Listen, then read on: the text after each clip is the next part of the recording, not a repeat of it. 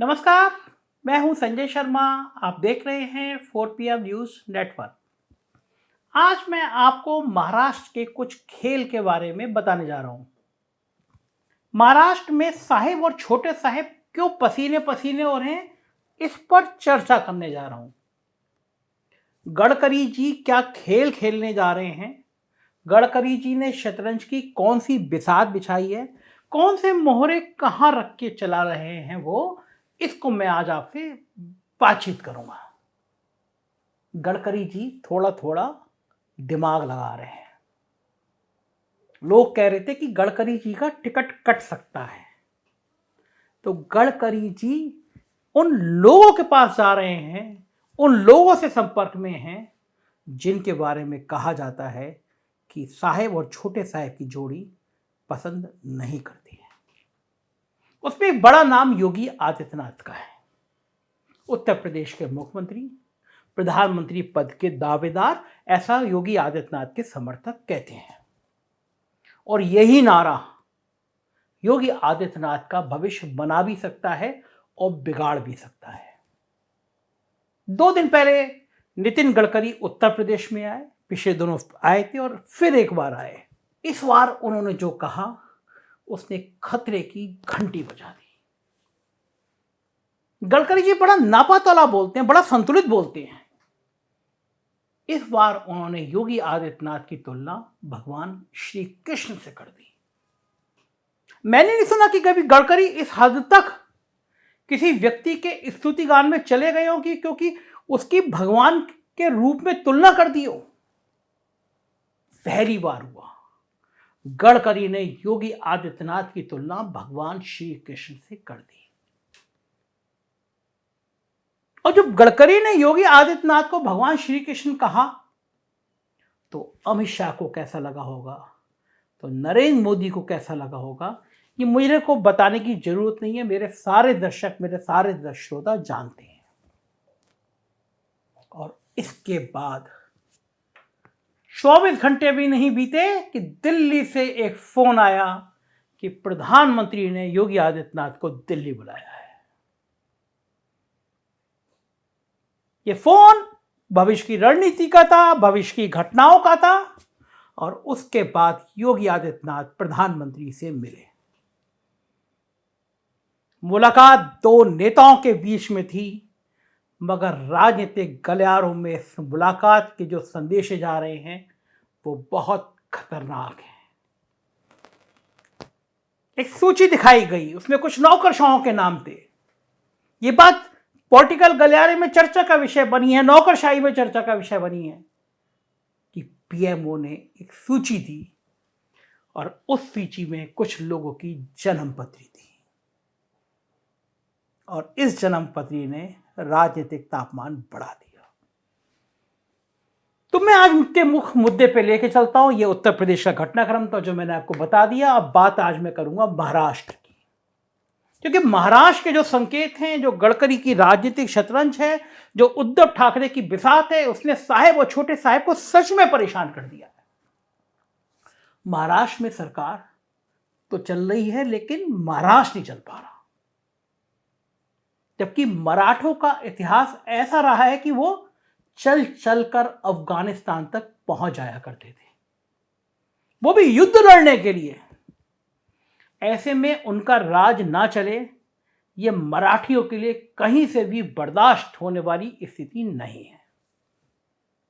आधुनिक दौर में भी मराठी मानुष का स्वाभिमान ऐसा रहा है कि बाला साहब ठाकरे कभी किसी नेता या किसी व्यक्ति से मिलने गए नहीं। मना कर दिया उन्होंने, मैं किसी से मिलने नहीं जाऊंगा, चाहे वो अटल बिहारी वाजपेयी रहे हो या फिर एक जमाने के हीरो क्रिकेटर जावेद मियांदाद। सबको बाला साहब ठाकरे से मिलने के लिए मातोश्री आना पड़ता था, जहां ठाकरे साहब का घर था। ठीक इसी तरह जब मोदी सरकार के दौर में ईडी का नोटिस शरद पवार को भेजा गया तो हंगामा मच गया। बारिश में भीगते हुए शरद पवार की वो तस्वीरें पूरी दुनिया ने देखी। पवार साहब ने सिर्फ इतना कहा, ठीक है, नोटिस मिला है और मैं आ रहा हूं। मुंबई के ईडी दफ्तर में नोटिस का जवाब देने उनके ईडी दफ्तर पहुंचने की तैयारी होने की खबर जैसी वायरल हुई, दिल्ली से मुंबई तक खलबली मच गई। सबको लगा कि अगर पवार साहब को ईडी दफ्तर पहुंचना पड़ गया तो मुंबई और महाराष्ट्र में कानून व्यवस्था की स्थिति संभाले नहीं संभलेगी। नतीजा यह हुआ कि ईडी और भारतीय जनता पार्टी समेत पूरी देवेंद्र फडणवीस सरकार शरद पवार के कदमों में झुक गई। ईडी को अपना नोटिस वापस लेने पर मजबूर होना पड़ गया। लेकिन अब जब ईडी सरकार मतलब एकनाथ देवेंद्र सरकार ही चल रही है, तो स्वाभाविक है कि लोग अब सड़कों पर ईडी को तो खदेड़ ही रहे हैं। आपने वीडियो देखा होगा, मैं दिखाता हूं आपको कि कैसे ईडी के खिलाफ लोग हंगामा कर रहे हैं।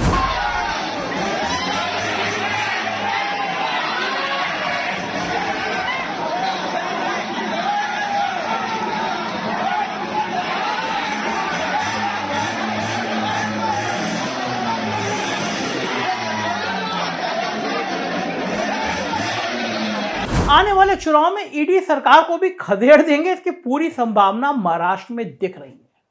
कसबा पेट उपचुनाव का हाल आपने देखा होगा, जहां भाजपा का 28 साल पुराना किला ध्वस्त हो गया। अंधेरी ईस्ट के उपचुनाव से भाजपा भाग खड़ी हुई।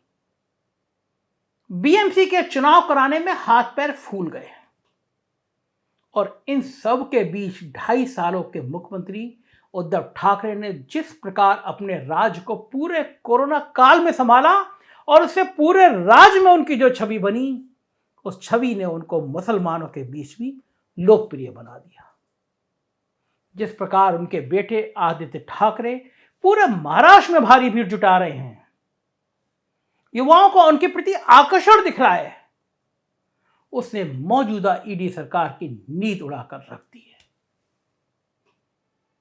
उद्धव की लोकप्रियता का आलम यह है कि पूरी महाविकास अघाड़ी उनके पीछे तो खड़ी है, साथ ही महाराष्ट्र का जनमत भी उनके साथ महाविकास अघाड़ी के साथ गोलबंद होता जा रहा है। यही गोलबंदी एकनाथ शिंदे और देवेंद्र फडणवीस के लिए चिंता का कारण बन गई है। सिर्फ एकनाथ शिंदे और देवेंद्र के लिए नहीं, बल्कि साहेब और छोटे साहेब के लिए ये बड़ी परेशानी का कारण बन गई है।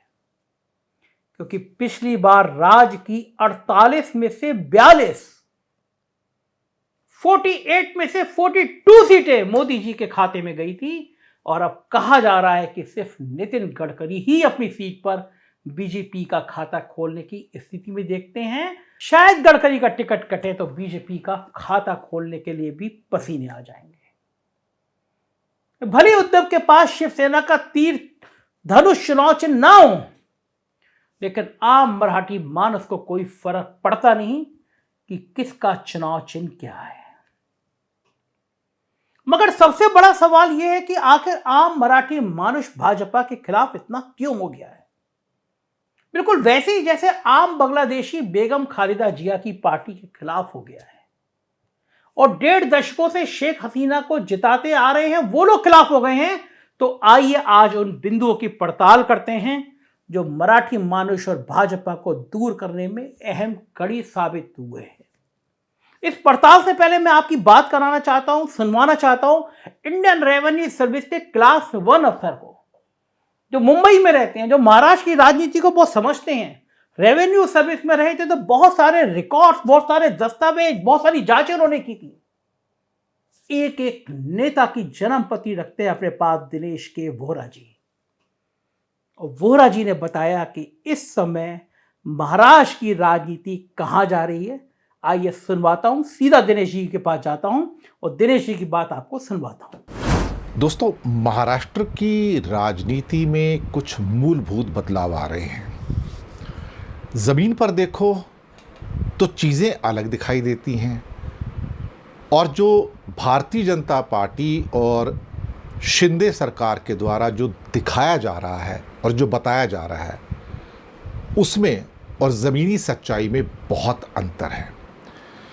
अगर हम कैडर से बात करते हैं, जो कि उद्धव ठाकरे का कैडर है शिवसेना का, तो वो इंटैक्ट नज़र आता है कुछ लोगों को छोड़कर जो अपनी लॉयल्टी चेंज कर चुके हैं। लेकिन अभी जो विधानसभा की 2 सीटों के चुनाव हुए, एक कस्बा और एक दूसरी सीट पूना रीजन में, जहां पर एक सीट 1995 से जो कि भारतीय जनता पार्टी के कब्जे में थी, उसको हथिया लिया एमवीए ने, यानी कि महाराष्ट्र विकास आघाड़ी ने। दरअसल महाराष्ट्र इस समय अगर देखा जाए तो भारतीय जनता पार्टी के लिए सबसे बड़ा डर पैदा कर रहा है। एक चीज़ जो फडणवीस और बाकी भारतीय जनता पार्टी के मन में चल रही है वो ये है कि शिंदे सरकार इस समय भारतीय जनता पार्टी की प्रोग्रेस के लिए, विश्वसनीयता के लिए एक किस्म से एक लायबिलिटी बनती जा रही है। भारतीय जनता पार्टी अब इस मौके की तलाश में है कि कैसे करके शिंदे ग्रुप को डंप किया जाए और एक किस्म से अपनी जो विश्वसनीयता है उसको बनाए रखा जाए। मैं आपको सच कह रहा हूँ कि पीछे कुछ जो सर्वे भी आए हैं वो भी इस ओर इंगित कर रहे हैं, और जो विधानसभा के अपना जो विधान काउंसिल की जो सीटें हुई थी उनमें भी एमवीए को अच्छी खासी बढ़त मिली है। महाराष्ट्र में जो सिंपैथी है इस समय शिंदे फडणवीस सरकार के साथ में बिल्कुल नहीं है। ग्राउंड कैडर जो है वो पूरी तरह से जेल्ड है इस समय, एक किस्म से वो उद्धव ठाकरे और एमवीए उनके साथ में है। ये बात मैं पूरे विश्वास के साथ कह सकता हूं कि आने वाले बीएमसी के इलेक्शन के लिए या लोकसभा के इलेक्शन के लिए मुझे लगता है कि शिंदे सरकार और फडणवीस एक बड़ी हार की ओर आगे बढ़ रहे हैं। अगर पहले बात करें बीएमसी इलेक्शन, तो वो तो टालते ही जा रहे हैं। टालने का मतलब है कि वहाँ पर जब असली टेस्ट होगा और एमवीए की जीतने की वहाँ पर आसार बहुत ज़्यादा हैं, मुझे लगता है कि शायद शिंदे सरकार अपना ये टेस्ट जो है इसको अभी कंडक्ट नहीं करना चाहती है, और जितना डिले हो सकता है बीएमसी के इलेक्शन में, जैसे कि दिल्ली के एमसीडी के इलेक्शन में डिले करवाई गई थी, कोई ना कोई किसी न किसी बहाने से उसको डिले करवाने का एक प्रपंच चल रहा है। रही लोकसभा चुनाव की बात, तो मैं आपको जो ज़मीन की हकीकत है वो बता सकता हूँ कि सभी रीजन में, विदर्भा हो, महाराष्ट्र हो, नॉर्थ महाराष्ट्र हो, कोंकण हो, वेस्टर्न महाराष्ट्र हो जो कि बारामती की बेल्ट और पूना बेल्ट है सारी, आप यकीन मान के चलिए कि आपको महाराष्ट्र विकास आघाड़ी अच्छी खासी बढ़त बनाकर आपको दिखाई देगी। मुझे कोई हैरानी नहीं होगी अगर भारतीय जनता पार्टी और शिंदे का जो कॉम्बिनेशन है लोकसभा के चुनाव में 48 सीटों में से अगर वो सिंगल डिजिट तक भी अगर सीमित ना हो जाए। पॉसिबिलिटीज़ हैं बहुत, और इसी बात का डर है कि जहां बाकी कुछ राज्यों में गेन करना चाहती है भारतीय जनता पार्टी, वहीं महाराष्ट्र के अंदर एक बड़े लॉसेस की ओर आगे बढ़ रही है, और उन लॉसेस की भरपाई वो कुछ और स्टेट से जो करना चाहती, क्योंकि राजस्थान है, दिल्ली है, हिमाचल है, गुजरात, ये तो सैचुरेशन पॉइंट पे खड़े हैं सारे के सारे, तो यहाँ से तो कुछ और मिलेगा नहीं। कर्नाटक के अंदर भी लॉसेस आएंगे, एमपी में लॉसेस आएंगे, छत्तीसगढ़ में लॉसेस आएंगे, बंगाल में लॉसेस आएंगे, तो ये लॉसेस कवर कहाँ से होंगे? महाराष्ट्र अगर उसके साथ और जुड़ जाता है लॉसेस के अंदर, तो आप ये समझिए कि भारतीय जनता पार्टी के लिए अपने बलबूते पर किसी भी किस्म की मेजॉरिटी लाना लोकसभा में करीब करीब नामुमकिन हो जाएगा, unless it penetrates into the southern territories and it wins there।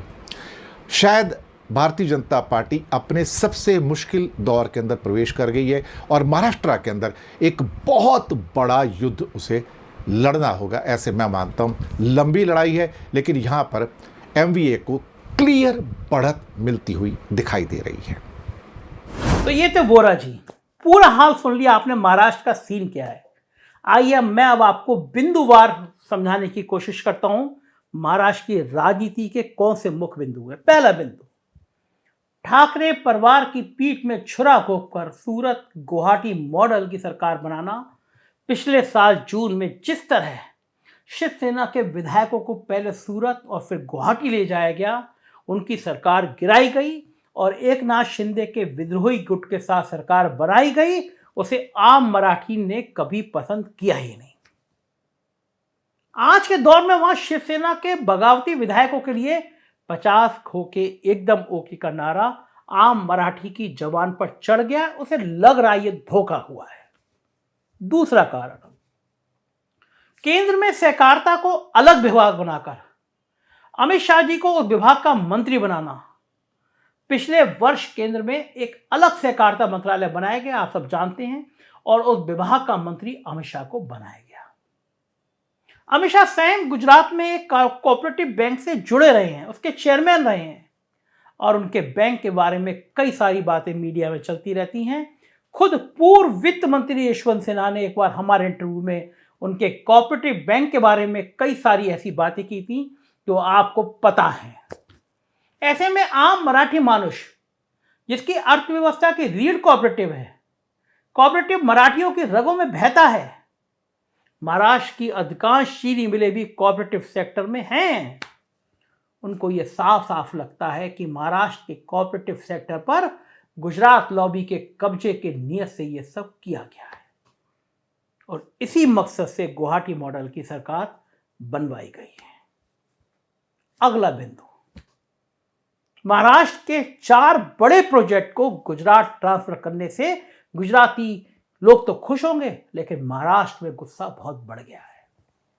Gadkari साहब ने बड़ी मेहनत मशक्कत से 4 बड़े और प्राइवेट सेक्टर के प्रोजेक्ट अपने राज्य महाराष्ट्र को दिलवाए थे, लेकिन गुजरात चुनाव से पहले उन सब को गुजरात ट्रांसफर कर दिया गया। यदि ये प्रोजेक्ट महाराष्ट्र में लग गए होते तो लाखों लोगों को वहां रोजगार मिलता, रेवेन्यू आता, मगर इस प्रोजेक्ट ट्रांसफर के घटनाक्रम ने एक बार फिर से गुजरात बनाम मराठी की 7 दशक पुरानी सांस्कृतिक और राजनीतिक रंजिश को सतह पर ला दिया। चौथा बिंदु, किसानों का बेहाल होना।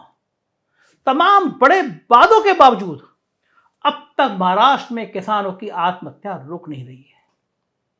इसके अलावा फसलों की एमएसपी गारंटी कानून का मुद्दा है ही है। आपने सोशल मीडिया में 500 किलो प्याज की वो 2 रुपए की कीमत वाला एक चेक वायरल होता हुआ देखा होगा।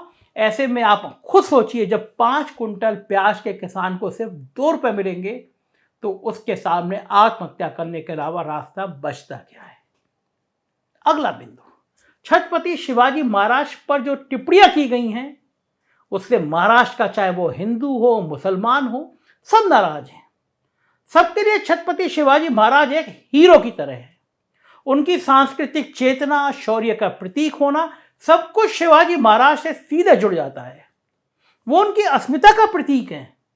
अब ऐसे में सुधांशु त्रिवेदी जैसे भाजपा नेता या पूर्व गवर्नर भगत सिंह कोश्यारी यदि शिवाजी महाराज पर ओछी टिप्पणी करेंगे तो आप सोचिए कि एक आम मराठी मानुष के दिल पर क्या गुजर रही होगी। छठा बिंदु, महाविकास अघाड़ी की एकजुटता से साहेब और छोटे साहब का पसीना आना। ईडी और सीबीआई की तमाम कोशिशें भी महाविकास अघाड़ी की एकजुटता को तोड़ नहीं पा रही। इसलिए भी नहीं तोड़ पा रही क्योंकि शरद पवार, उद्धव ठाकरे और कांग्रेस नेतृत्व के बीच आपसी समझदारी काफी मजबूत है। ऊपर से जनता का दबाव भी इस गठबंधन को बनाए रखने के पक्ष में है। लिहाजा भारतीय जनता पार्टी और शिंदे साहब को फिलहाल कोई रास्ता दिखाई नहीं दे रहा। 7वां बिंदु, वो बड़ा महत्वपूर्ण बिंदु, 17 लाख सरकारी कर्मचारियों की पुरानी पेंशन का मुद्दा जिन की तरह बाहर आ गया। जिस मुद्दे ने भाजपा से हिमाचल छीन लिया और अब मध्य प्रदेश छीनने की राह पर है, वो मुद्दा महाराष्ट्र में बहुत बड़ा मुद्दा बन गया है। इसलिए भी यह महाराष्ट्र में बड़ा मुद्दा है क्योंकि यहां हिमाचल और मध्य प्रदेश की तुलना में सरकारी कर्मचारियों की तादाद बहुत ज्यादा है। इस मुद्दे का प्रधानमंत्री भले ही राज्यसभा में मजाक उड़ाएं, लेकिन राज्य के वित्त मंत्री फडणवीस साहब को कुछ बोलते बन ही नहीं रहा है। ऐसे में लोकसभा चुनावों में क्या होगा, इस बात को लेकर दिल्ली से नागपुर तक डर बैठ गया है। डर इस बात का बैठ गया है कि 48 में से 42 सीटें जिस राज्य में आई, अगर वहां खाता खोलने जैसी बातें चर्चा में आ गई हैं, लोग कह रहे हैं खाता खुलेगा या नहीं खुलेगा, मतलब 42 सीटों का नुकसान, सीधा नुकसान। साहेब और छोटे साहेब कोशिश कर रहे हैं कि महाअघाड़ी में फूट पड़े, सीबीआई ईडी को और तेज किया जाए। लेकिन समस्या है, जितना सीबीआई और ईडी महाराष्ट्र में एक्टिव हो रही हैं, उद्धव के प्रति सहानुभूति उतनी बढ़ती जा रही है। महाराष्ट्र नहीं संभला तो साहब का 2024 में गद्दी पे बैठने का सपना चूर चूर हो जाएगा। होगा क्या, मैं बताता रहूंगा, क्योंकि ये गोदी मीडिया नहीं है, सच बोलेगा। आप देखते रहिए 4 PM। कुछ और राज्यों में हमारे चैनल है, बिहार, गुजरात, यूपी, कर्नाटक, उन राज्यों में 4 PM डाल के आप उन राज्यों का नाम कर लिखेंगे, चैनल आ जाएंगे। सब्सक्राइब करिएगा, सहयोग करिएगा। शुक्रिया, थैंक यू।